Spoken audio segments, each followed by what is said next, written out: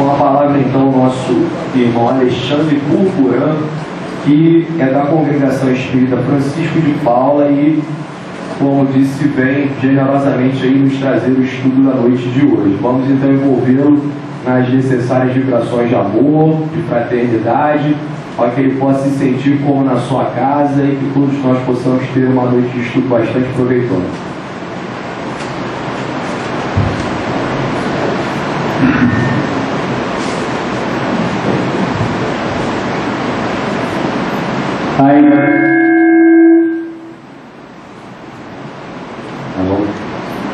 Ainda com os nossos corações imensos elevados a Deus, a Jesus e a todos os nossos amigos espirituais, rogamos de mais alto a bênção, o amparo, e que sejamos iluminados, esclarecidos e influídos com as ideias e as palavras mais adequadas a tudo aquilo que nos convém conversar durante a noite de hoje.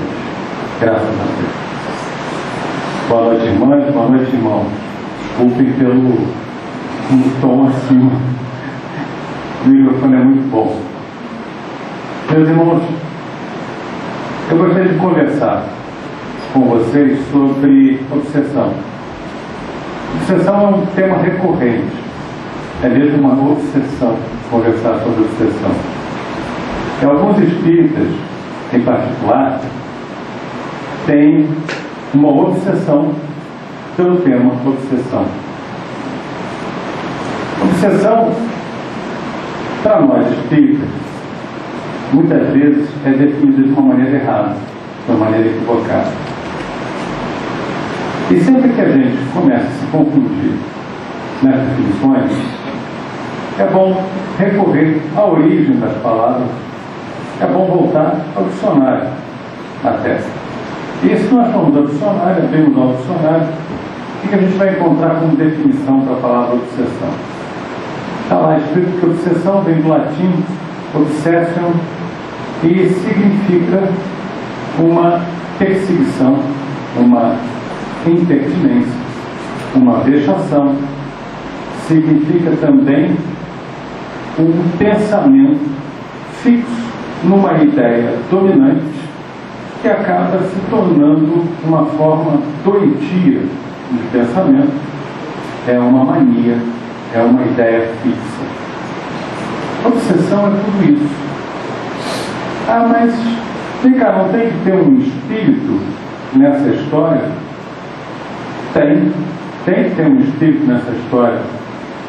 Já basta o próprio espírito do obsidiado. Ué, mas não tem que ter dois? Não necessariamente. Existe um fenômeno de auto-obsessão. É a primeira das obsessões. O indivíduo ele cria para si uma série de preocupações recorrentes, ideias que podem vir de uma série de concepções que ele recalcou ao longo da vida, e ele se auto-obsidia. Isso é possível? É claro que é possível. É claro que acontece frequentemente, quando alguém cria para si um plano de coisas que de fato não existem. Quando alguém se atribui direitos que não possui, quando alguém pensa que deve realizar determinada coisa que está além das suas possibilidades e que não lhe trará realmente bem nenhum, ele cria para si próprio um processo auto-obsessivo. Há indivíduos que criam transtorno para si próprio e se sentem presos a determinados ritos, a determinadas manias que criaram. E a gente vê isso na casa espírita frequentemente. A gente vê isso na casa espírita como vê em qualquer lugar. Há indivíduos que, frequentando a casa espírita e já tendo ouvido tantas vezes e lido tantas vezes que no espiritismo não existem ritos, não existem procedimentos padrão.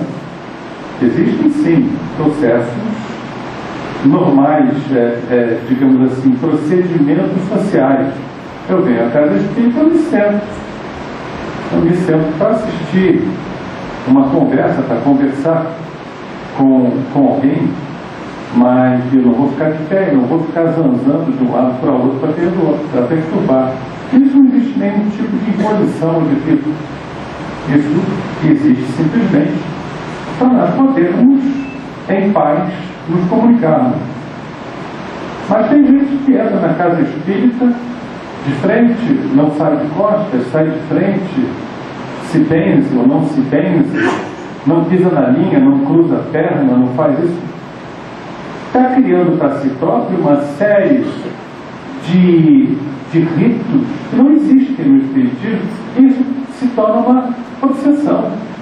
Ao ponto de algumas pessoas dizerem assim: me aconteceu tudo de ruim essa semana, porque na hora que eu fui embora, eu me esqueci de beber a água fluidificada.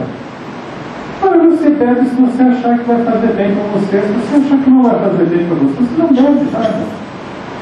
Você recebe o passe se você achar que o passe vai ser bom para você. Se você achar que não vai ser bom para você, você não recebe o passe.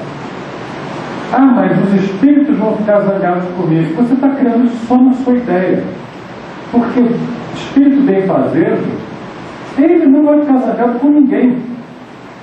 Principalmente não vai ficar zangado com alguém que está negando a si próprio um benefício. É uma opção. E eu estou falando das auto-obsessões light, né? Daquelas coisas leves. Porque tem gente que vai criar obsessões cada vez maiores. Chega, inclusive, ao ponto de um transtorno de comportamento. Nós temos aí os problemas de toque, né? Transtorno obsessivo compulsivo. E a gente sabe até de muitas pessoas, artistas, famosos, etc., que têm esse tipo de comportamento. E criaram para si não gostar de uma determinada cor, não gostar de um determinado... Olha, não tem nada a ver com nada. E nós vamos criando essas auto-obsessões. E essas auto-obsessões são, geralmente, a porta que se abre para outros processos obsessivos. Porque acontecem outros processos obsessivos. Meus irmãos, dá-se uma coisa interessante. Quando a gente estuda, e a maioria da ciência, ela procura esquartejar o conhecimento, se eu posso me expressar dessa maneira, e classificar as coisas. Só que o observador atento, o cientista, ele sabe que esse ato de esquartejar o fenômeno e classificá-lo separadamente não quer dizer que o fenômeno ele aconteça de uma maneira estanque. Eu estou observando que nós temos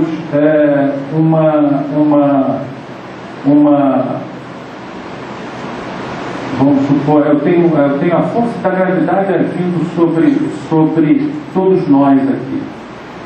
Todos nós estamos firmemente presos ao chão por conta da força da gravidade. Isso não impede que sobre nós haja também uma outra força eletromagnética. Não impede que exista também uma transmissão de calor acontecendo. Uma série de fenômenos físicos que estão concorrendo. O fato de uma pessoa estar gripada não impede, por exemplo, que ela também tenha uma doença do coração. O fato dessa pessoa ter desenvolvido uma alergia fortíssima não impede que ela esteja, por exemplo, com uma infecção nas vias urinárias. As coisas não acontecem isoladamente. Então, um processo de obsessão, ele, no mais das vezes, é um conjunto de processos, é um conjunto de situações obsessivas. Então, um indivíduo auto-obsidiado, ele está abrindo a porta para um outro grau de obsessão. E aí, qual é o outro grau de obsessão? Nós podemos ter obsessão entre encarnados. Como é que é a obsessão entre encarnados? Acontece a obsessão entre encarnados, claramente. Vamos supor, um indivíduo que tenha uma ideia fixa por uma determinada moça passa a ser, por assim dizer, em vida um encosto para aquela moça. Vocês já não ouviram falar disso? Já. E ele perturba, e o pensamento dele perturba. Vou contar para vocês uma história. Deus com minha mãe. Minha mãe já é desencarnada. Minha mãe, quando encarnada, ela foi uma médium que manifestou uma série de possibilidades. Mas ela tinha aquilo que na gíria dos médiuns é chamado de mediunidade esponja. Ou seja, ela tinha uma capacidade muito grande de absorver fluidos e de somatizar determinadas situações, determinadas influências. Bom, minha mãe contava que uma vez, quer dizer, olha o plano onde ela está, mas ela me contou quando ela era encarnada. Ela era professora primária e ela tinha sempre que corrigir provas, esse tipo de coisa. E ela tinha uma semana particularmente pesada, com correções de provas, etc., e não estava conseguindo dormir na determinada noite. O que é pior, ela tinha iniciado a noite bem e de repente ela tinha acordado com uma enxaqueca horrorosa, mas uma enxaqueca daquelas pavorosas. Ela abriu os olhos, estava com uma enxaqueca pavorosa e não conseguia dormir. Teve uma noite horrorosa e teve no dia seguinte que ir trabalhar, porque tinha as provas para corrigir e tinha uma série de coisas para fazer. E foi para a escola. Na época em que ela lecionava, as professoras, elas complementavam um horário da seguinte forma: depois que elas tinham regido a turma, dado aula, elas iam para uma sala ou para um ambiente qualquer da escola, onde elas se colocavam a fazer uma série de atividades, algumas atividades administrativas da escola e outras atividades como corrigir prova e atualizar os alunos, etc. Aí a minha mãe estava sentada naquilo que ela chamava de mesão, corrigindo lá as provas dela, horrorosamente mal, porque tinha dormido pessimamente, tinha sofrido com uma enxaqueca horrorosa, quando aí chega uma amiga dela. Aí a amiga chega e diz: fulana, que bom, te encontrei aqui, que ótimo. Aí a minha mãe cumprimentou e disse: que bom, nos encontramos. Aí ela disse assim: olha, você sabe, a amiga disse assim, você sabe o que me aconteceu ontem? Não sei o que aconteceu. Ontem eu estava com uma enxaqueca pavorosa, não conseguia dormir. Aí eu me lembrei de você, eu me lembrei dessa tua energia, dessa tua força, e aí eu mentalizei você e eu vi assim os teus olhos com clareza na minha frente, e sabe que a enxaqueca passou e eu tive uma noite ótima. Aí minha mãe respondeu para ela: pois é, você teve uma noite ótima e eu tive uma noite de cão, porque você mentalizou a mim. Por que você não pediu a Deus para te curar? Por que você não rezou para os santos, se você acredita nos santos? Por que você não rezou para algum tipo de instância superior para te ajudar? Você foi pedir o quê? Você simplesmente me mentalizou e transferiu para mim todo o teu problema. Eu estou aqui em petição de miséria porque tive uma noite pavorosa com a pior enxaqueca que eu já tive na minha vida. Você, por favor, quando tiver novamente a sua enxaqueca, não mentalize, não me mentalize. Pense, eleve o teu pensamento para Deus, para Jesus, para os bons amigos espirituais, os santos protetores, se você acreditar nele, enfim. para qualquer um, mas não para mim. Isso foi tipicamente um processo obsessivo, de encarnado para encarnado. De encarnado para encarnado. Existia, pelo lado da minha mãe, uma predisposição física para aquele tipo, digamos assim, de operação fluídica, e aquela irmã, no tormento dela, na dor dela, desviada de um pensamento correto, de uma maneira correta de agir, produziu aquele tipo de fenômeno fluídico, porque isso é tipicamente um fenômeno fluídico. Então, meus irmãos, existe a obsessão de encarnado para encarnado também. Assim como existe a obsessão de desencarnado, ou melhor dizendo, de encarnado para desencarnado. E alguém vai dizer assim, como? Existe isso? Existe isso. Claramente existe isso. Existem até processos em que as pessoas normalmente chamam de magia negra, etc., que são, e aqui cabe até um parênteses. O que é a diferença entre o ato religioso e o ato mágico? A diferença entre o ato religioso e o ato mágico. O ato mágico não existe. Eu não estou falando do taumaturgo, aquela coisa de digitação. Eu estou falando do ato mágico de pessoas que mesmo desenvolvem algum tipo de prática mágica. Qual é a diferença entre as duas? O ato religioso é fundamentalmente a submissão da criatura à vontade de Deus. Estamos todos aqui num ato religioso, todos congraçados, irmanados, conversando sobre o fenômeno espírita à luz do Evangelho de Jesus Cristo. Todos nós submetidos, subordinados à vontade de Deus. O ato religioso é um ato de submissão da criatura à vontade do Criador. E o ato mágico? O que é o ato mágico? O ato mágico é uma tentativa de subordinar a vontade do Criador à nossa vontade. Como naturalmente não se consegue subordinar a vontade do Criador à nossa vontade, eventualmente, por uma série de processos, subordinamos algumas vezes a vontade de espíritos menos desenvolvidos à nossa própria vontade. Ah, mas isso é possível? Meus irmãos, você já não viu hipnose? Só para não entrar propriamente, você já viu hipnose, não viu hipnose? No processo hipnótico, muitas vezes o hipnotizador ele não consegue subordinar a vontade daquele que está hipnotizado.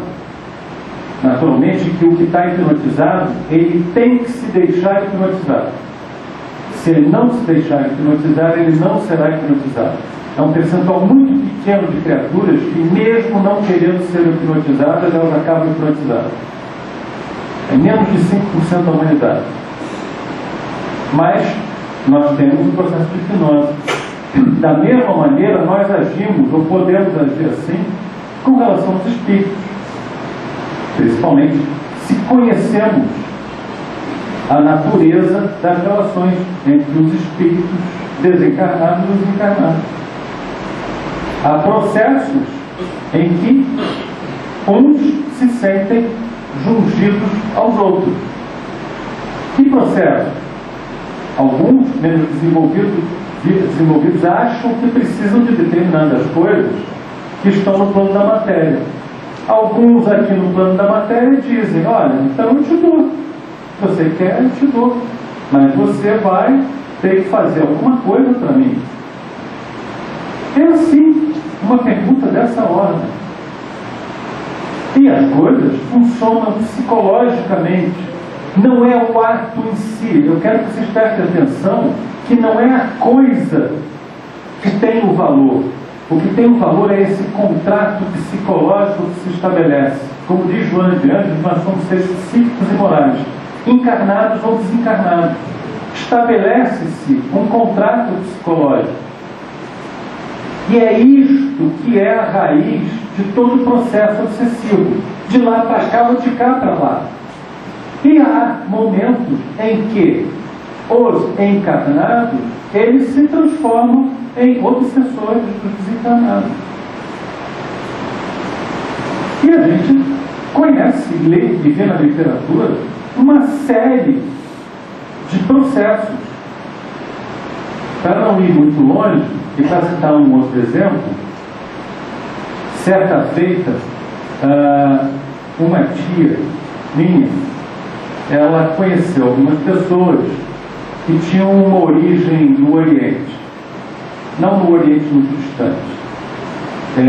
Propositalmente, eu não vou ficar aqui declinando a origem das pessoas, até para não gerar preconceitos em ninguém, porque qualquer pré-julgamento que se faça é um preconceito. E nem todos da mesma origem farão a mesma coisa. Mas a minha tia identificou uma vez,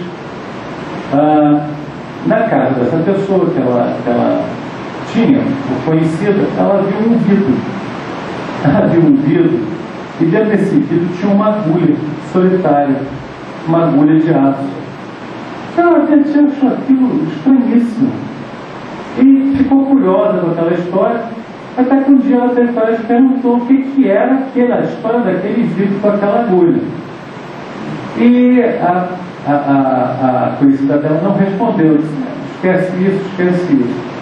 Algum tempo depois, a minha tia, lendo alguns livros, ela identificou aquilo como um processo, um ritual, uma ritualística que visava a manter preso ou manter contido um espírito. Aí alguém diz assim, funciona? Com determinados espíritos irá funcionar. Como funciona com determinadas criaturas algum tipo de processo psicológico que se estabeleça com elas. A gente conhece pessoas que são dominadas por outras pessoas. E a gente diz assim, por que você não se liberta disso?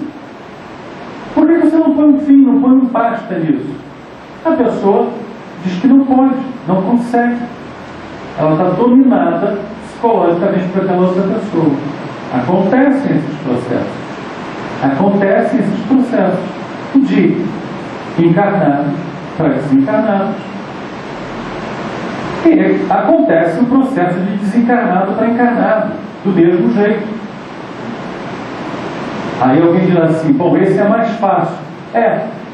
De uma certa forma esse será mais fácil, porque será um tipo de doutrinação que o obsidiado encarnado vai receber diariamente, o tempo todo, com ideias que lhes vão sendo sugeridas, e ele vai acreditando que são próprias, são ideias próprias, uma maneira própria de pensar. Agora, também há processos obsessivos de desencarnado para desencarnado. E a gente vê frequentemente isso também nas câmaras de desobsessão. Porque geralmente quando um desobsessor, digamos assim, daqueles mais penitentes, daqueles que são mais impertinentes, o que a gente vê? A gente vê que ele não está sozinho. É muito comum os videntes nas câmaras de desobsessão dizerem assim, olha, o irmãozinho que está sendo doutrinado, ele traz unido, preso, com correntes, mais 10, 12, 15, que estão presos a ele. Aquelas correntes, meus irmãos, principalmente, aquela corrente, ela é psíquica. É o laço que prende indivíduos de pensamento semelhante. Tudo isto está no plano psicológico, psíquico. Volto a repetir, é um contrato psicológico que se estabelece. E aí, quando a gente está doutrinando aquele irmão, esse que mantém os outros presos, o que a gente vê? No momento em que este que está sendo doutrinado, ele é recambiado ao caminho do bem, ele abre mão dos intentos que ele vinha alimentando. O que se dá? Não raras vezes, aqueles outros que se veem subitamente libertos, eles têm que ser contidos para não agredir esse aqui. Tanto que algumas vezes a gente escuta até obsessores sendo doutrinados dizendo assim: mas eu não posso soltá-los, porque se eu soltá-los, eles se voltarão contra mim. Isso a gente escuta nas câmaras de desobsessão, durante os processos obsessivos. Que aí a gente tem que convencer esses espíritos, os guias, eles têm que demonstrar que ele está amparado e que não vai acontecer nada, e que inclusive os outros também vão ser conduzidos. Não é raro, inclusive, um processo de mútua obsessão. Em certa oportunidade, numa câmara de obsessão, compareceram 3 obsessores. E eles os 3 agiam com igual intensidade. Eles se nivelavam. Mas um deles foi mais sensível à doutrinação. E os guias indicaram que a gente deveria persistir com ele.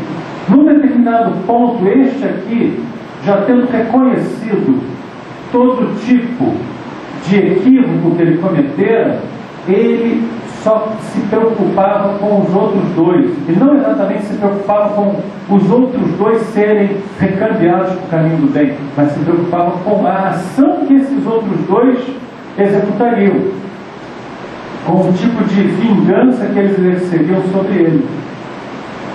E veja, eram os 3, um não predominava sobre os outros 2, os 3 estavam no mesmo nível.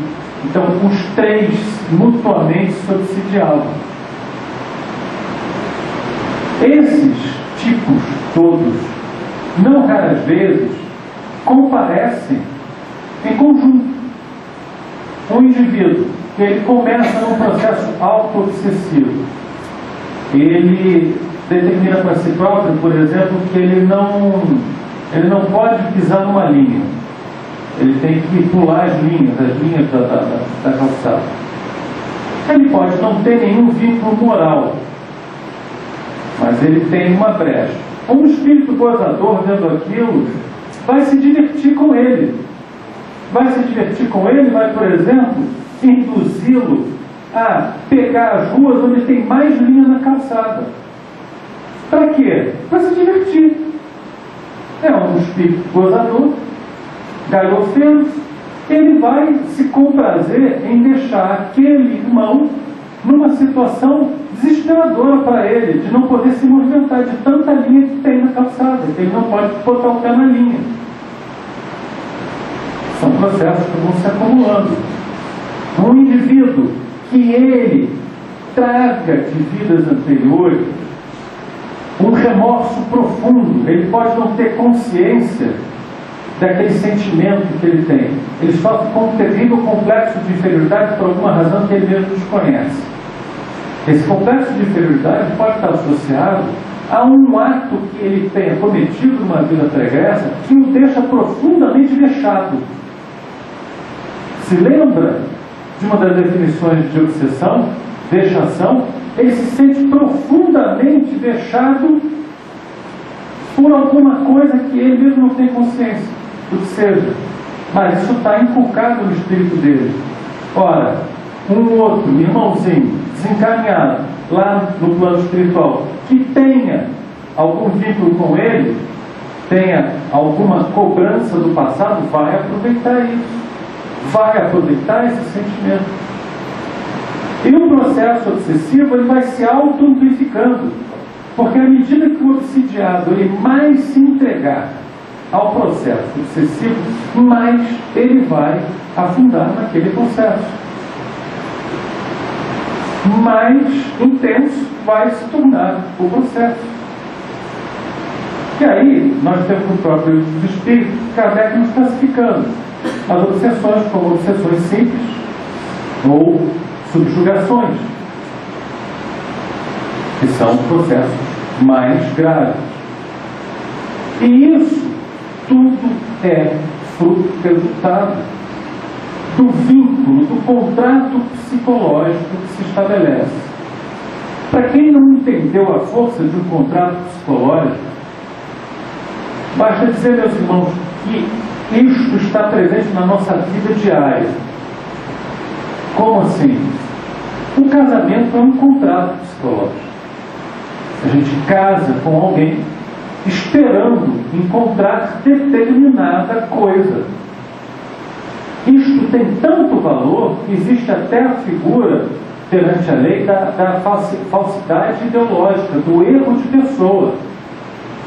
Eu me casei pensando que minha mulher fosse uma excelente cozinheira. Ela não sabe cozinhar nada. Ela me enganou. Estou falando de uma coisa assim bem bobinha para a gente não ficar... Me enganou. Bom, ela mentiu sobre quem ela é. Ela rompeu alguma coisa que era um contrato psicológico. Não estava escrito, ela não estava escrito que ela tinha que ser cozinheira, mas existia uma expectativa que ela deu. E em tudo, nos empregos, até o pessoal de RH diz que existe um contrato escrito entre empregado e empregador, mas existe um contrato psicológico, que é a expectativa do empregado de ter oportunidades de crescimento naquela empresa, de ter, de tempos em tempos, aumentos salariais reais, de ter oportunidades de contato com outros profissionais que venham enriquecer o currículo, e por aí vai. Quando isso não acontece, o que acontece com o empregado? Ele fica desmotivado. Aí alguém diz assim, mas você não está recebendo o seu salário em dia, você não tem um plano de saúde? Tem. E aí as pessoas até dizem, eu não sei mais o que você quer. Às vezes a própria pessoa não sabe exatamente o que ela quer, mas ela, lá no fundo, ela percebe que alguma coisa desse contrato psicológico que existia foi rompida, não foi atendido. Este contrato psicológico, volto a lembrar, Joana de Ângeles, somos seres psíquicos e morais. O contrato psicológico, ele é fortíssimo. Ele é fortíssimo. E ele perdura depois do nosso desencarne. E até com mais intensidade, com maior intensidade. E o que vai acontecer no processo obsessivo é que um e outro, obsessor e obsidiado, eles vão mutuamente se procurar, porque entre eles existe um contrato psicológico. E essa é a brecha que o obsidiado sempre abre ao obsessor. O obsessor, ele não se aproxima de alguém que não tenha nenhum tipo de relacionamento com ele. Ele não se aproxima. Ou se ele se aproxima, são aproximações. Ela vem e vai. Ela vem e vai. Para contar um caso específico. Uma vez, eu fui eu compareci a uma das sessões de obsessão, e durante a sessão de obsessão apresentou-se um espírito. Era um irmãozinho sofredor, não mexeu no obsessor, um sofredor. Ele foi sendo doutrinado, etc, etc. E o doutrinador, ele perguntou, mas, meu irmão, quem te trouxe? Aí ele falou assim, não, ninguém me trouxe, eu vim acompanhando aquele ali era eu. Eu vim acompanhando aquele ali. Aí eu fiquei preocupado.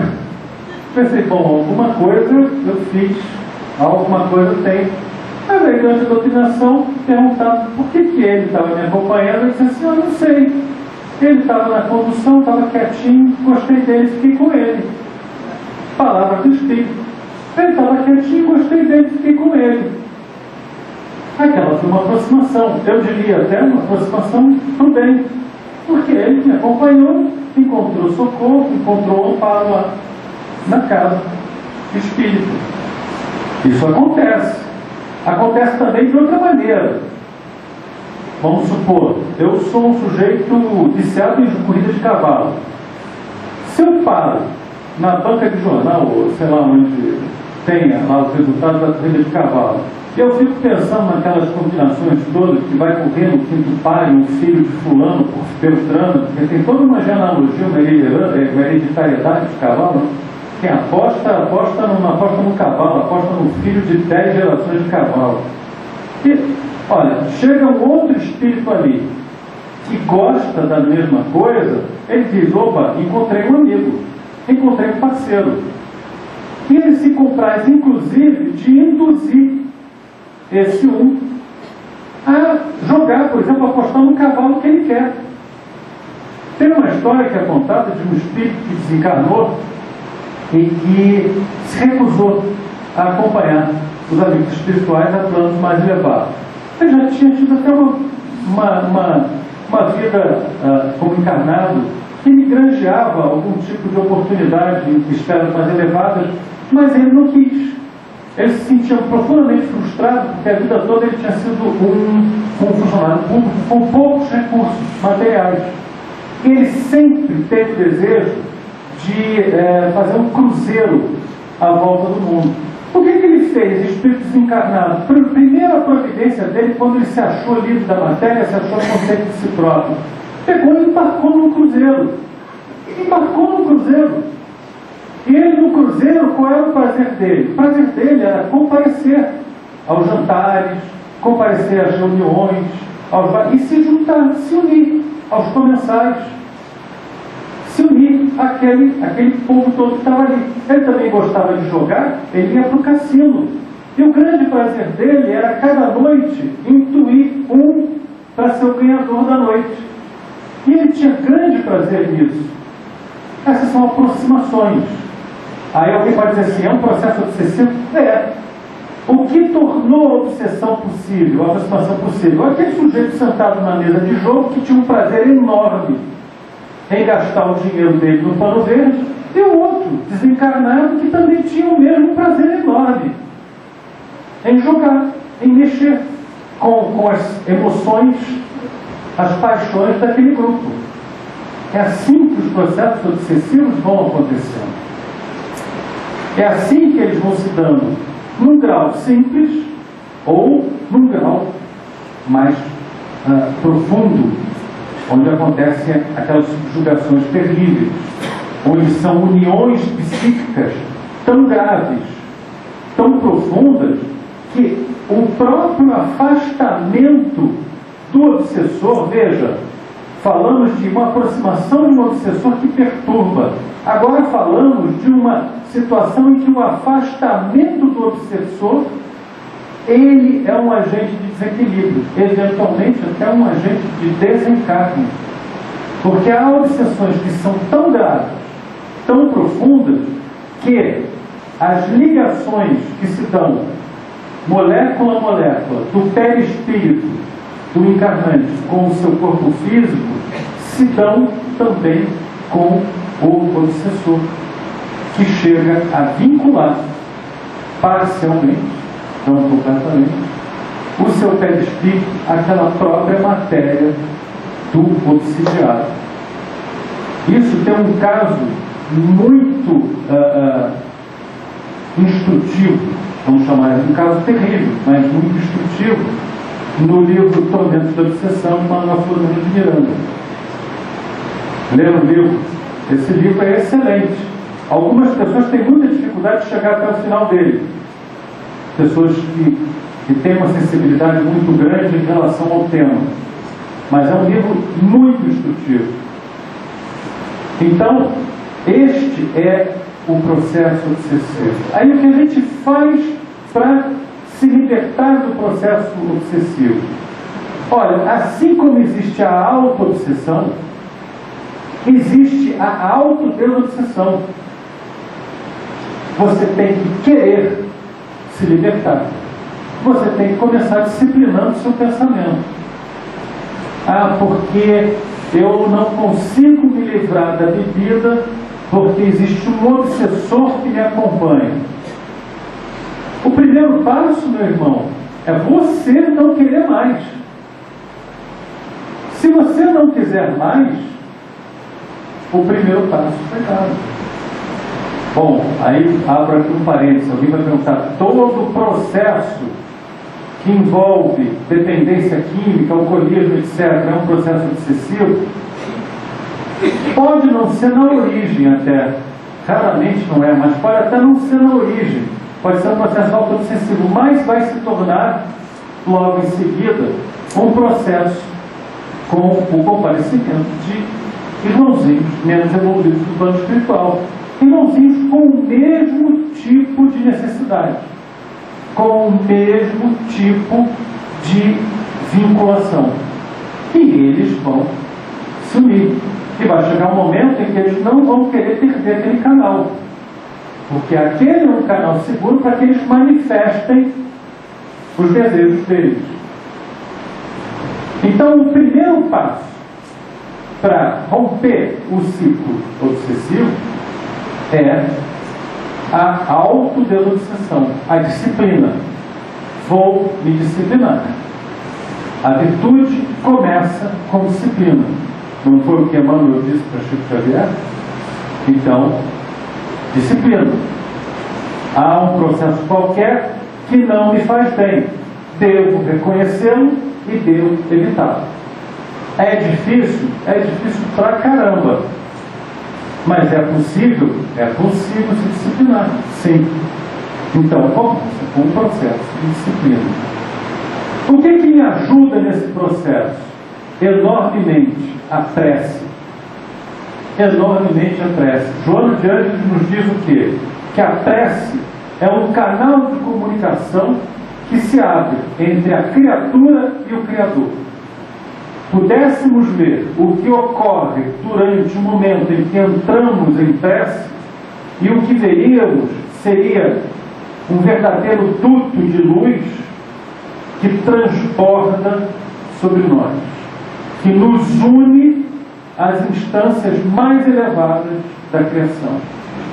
É um jorro de fluidos benfazejos que vem recompor, reenergizar, retemperar nossas disposições. A prece é o mecanismo divino, ou essencialmente divino, e a melhor forma de nós obtermos ajuda. Ah, mas eu não obtenho ajuda também na casa espírita? Obtenho, porque aqui estamos em prece. Estamos aqui conversando, mas estamos em prece. Estamos com as nossas mentes voltadas para Deus. Isto é um ato de oração, de prece. Nos unimos em grupos porque sabemos fracos individualmente. Porém, unidos, nós nos revigoramos, nós mutuamente nos apoiamos. Por isso que precisamos uns dos outros. Precisamos, eu enfatizo bem, uns dos outros. Somos muito fracos sozinhos, mas somos fortes quando estamos unidos com um só pensamento. E essa força é amplificada quando nossos pensamentos, colimados com um só objetivo, se voltam para Deus. Deus atende às nossas preces, Ele nos escuta, Ele derrama sobre nós toda essa energia, toda essa força da qual carecemos. É por isso que nós nos unimos. Alguém pensará assim, mas aqui você está falando e nós só estamos ouvindo. Isto, meus irmãos, é por uma necessidade. Porque falássemos todos juntos, isso seria uma cacofonia e nossos pensamentos não se voltariam em uníssono para Deus. Porém, se eu posso me expressar assim, mesmo nos pensamentos de cada um aqui, eu escuto um vozerio ensurdecedor. Porque cada um está pensando naquilo que está sendo apresentado de uma forma inteiramente diferente, de uma forma completamente diferente. E cada um avaliando as suas possibilidades e respondendo a esse diálogo de uma forma completamente diferente. Uns estão pensando em si próprios, outros estão pensando em entes queridos que estão num processo qualquer que enluta todo um grupo familiar. E aí vem um outro desdobramento. O processo obsessivo de um é, na verdade, o processo obsessivo de todos. Porque nós somos como um tecido, como uma malha. Cada fio dessa malha é um de nós. Só que esse fio, ele vai numa trama se confundindo com outros fios. E uma série de nós vão sendo formados nessa malha. E cada nó desse nos afeta. Um pouco mais ou um pouco menos. A vitória de um é a vitória de todos. A derrota de um é a derrota de todos. Em maior ou menor grau. É tocante ver nessa mensagem que foi lida que Jesus chorava. Na visão de Eurípides Barçanufo, Jesus chorava. Jesus chorar. Mas por quê? Ele é inatingível, é inatacável, é absoluto, é soberano. Chora por quê? Porque até ele é parte desse tecido. Uma parte nobilíssima, é claro. É um fio de ouro em meio a essa trama de tecido barato. Mas ele também tem uma relação conosco. E porque muito mais elevado que nós, ama-nos com muito maior intensidade. E também chora com nós. Então, somos todos interdependentes. E o processo obsessivo de um é o processo obsessivo do outro. E numa trama familiar, um processo obsessivo, ele nunca pode ser dito: ah, é do meu filho, é do meu pai, é da minha mulher, é do meu marido. É daquele grupo familiar.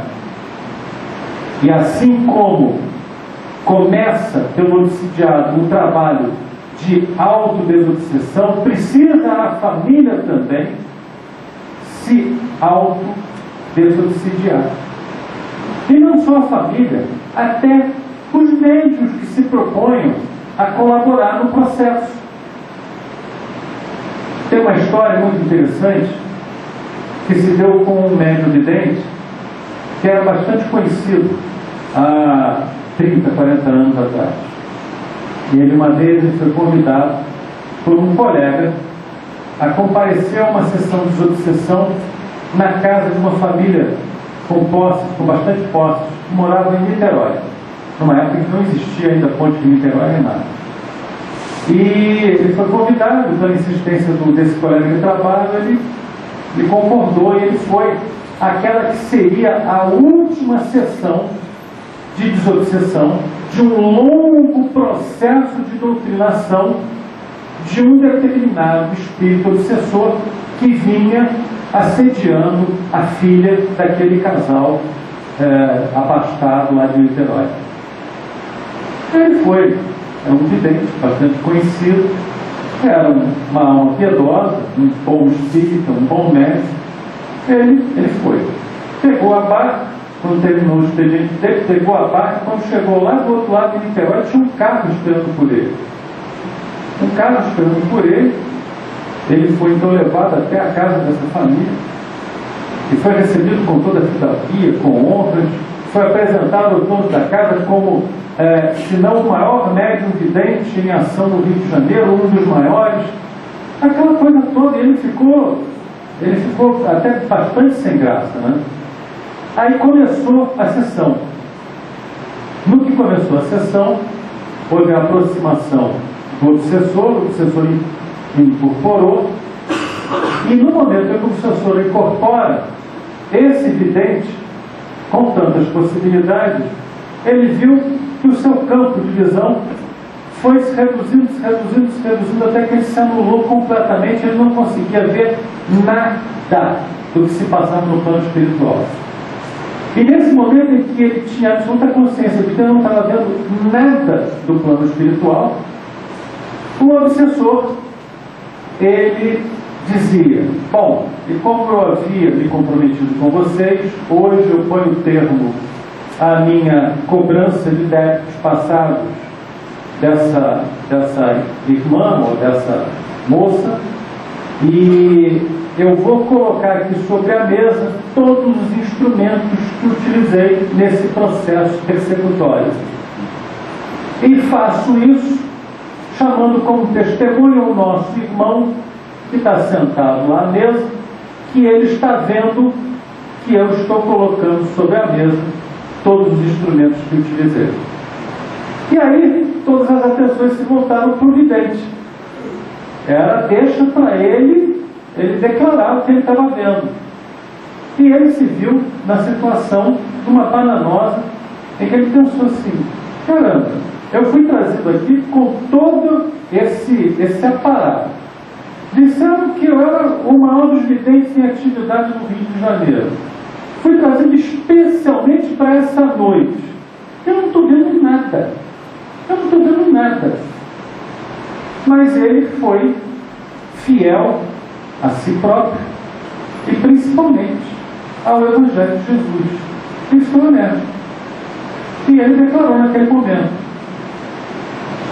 meu irmão, infelizmente nesse momento eu não posso declarar nem que você tenha colocado, nem que você não tenha colocado nada sobre a mesa, porque infelizmente, repito, me é completamente toldado o campo de visão e eu não consigo ver coisa alguma do plano espiritual. Aí nesse momento o seu obsessor soltou uma estrepitosa gargalhada, aquelas típicas, e ele disse: bom, agora então, depois disso, eu agora então digo a vocês que agora nós podemos começar a conversar. Agora nós podemos começar a conversar sobre os nossos mútuos débitos. E aí nesse momento o campo de visão dele começou a se aclarar, e novamente ele enxergou tudo. Ele enxergou tudo.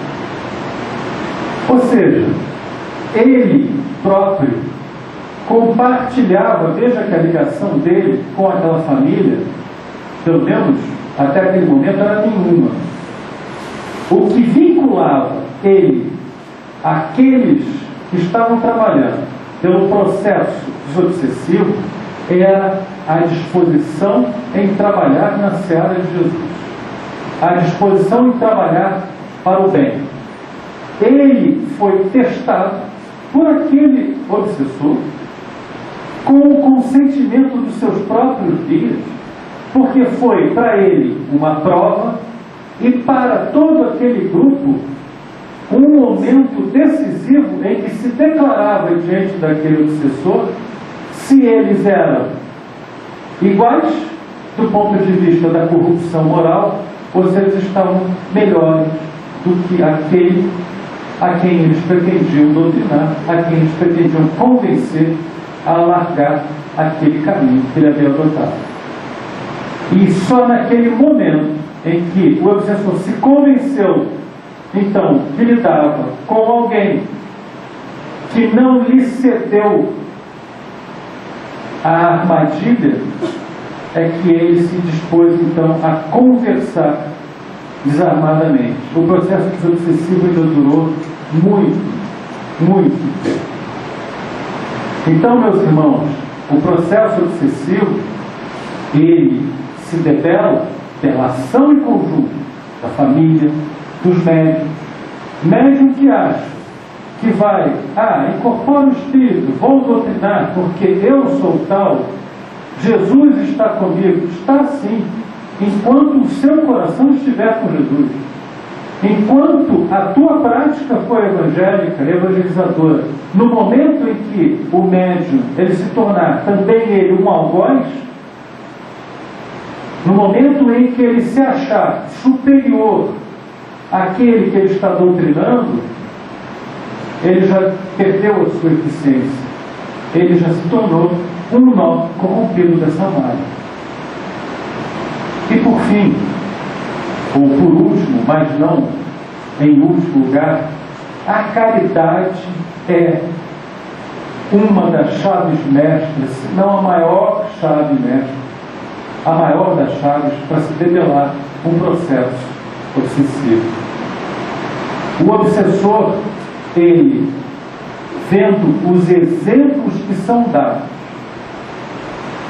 de dedicação ao próximo, de abnegação, de amor pelo semelhante, ele próprio acaba sendo contaminado por aquele exemplo.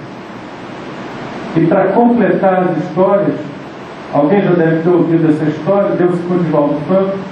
Divaldo, ele era obsidiado por um pertinaz espírito que mantinha firme vigilância sobre ele, aproveitando-se de cada deslize dele, de cada momento de reflexão, para até mesmo tentar induzi-lo ao suicídio. Pois passaram-se os anos, muitos anos, Divaldo já tinha edificado, ou pelo menos já estava no início da obra dele, social, da Casa do Caminho, já estava abrigando crianças, e era um momento em que ele já não tinha mais mãos a medir, já não tinha mais recursos materiais para aceitar novos abrigados, quando aparece na soleira da porta dele, aparece uma criança. Como Divaldo mesmo diz, uma criança feinha, muito sujinha. E pouco antes, Divaldo tinha reunido os colaboradores e dito: olha, a gente não aceita mais ninguém, porque nós não temos mais recursos, não dá para aceitar mais ninguém aqui com a gente. E aí naquela noite bate a porta, era uma criança abandonada. E aí ele olha aquela criança, ele pega aquela criança nos braços, feinha, sujinha, e aparece quem? Aparece o obsessor. Aí o obsessor olha para ele, o obsessor mantinha um diálogo com ele. O obsessor disse para ele, ele olhou e disse assim: Divaldo, você vai pegar isso aí? Aí Divaldo disse: não sei. Aí o obsessor disse: pega nada, você já está cheio de problemas aí, vai pegar mais um problema. Aí Divaldo olhou e disse: mas por outro lado, é um irmão necessitado. E aí estabeleceu-se aquele diálogo, o obsessor tentando convencê-lo a não pegar aquela criança, e enumerando todas as razões racionais para ele não acolher aquela criança. Aí Divaldo, num lampejo,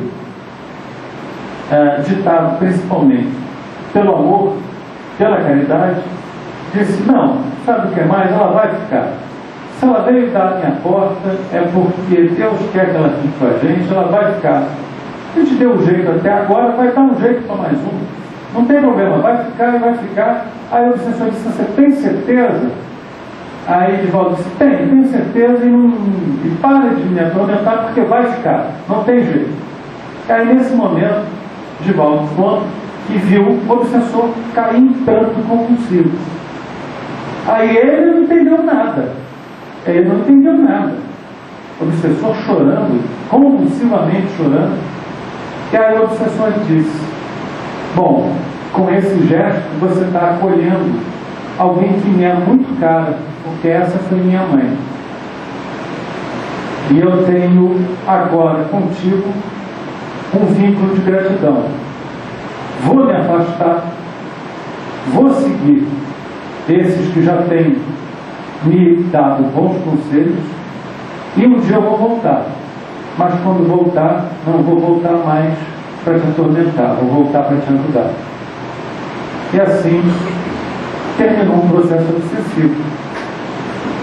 Alguém que se autodesubsidiou, Divaldo, e um obsessor que foi contaminado pela caridade, essa virtude nobre que nos habilita a entrar no entendimento do que seja o amor de Deus por nós, identificando em nós mesmos um amor, ainda que imperfeito, pelo nosso semelhante, por alguém que nós nunca vimos.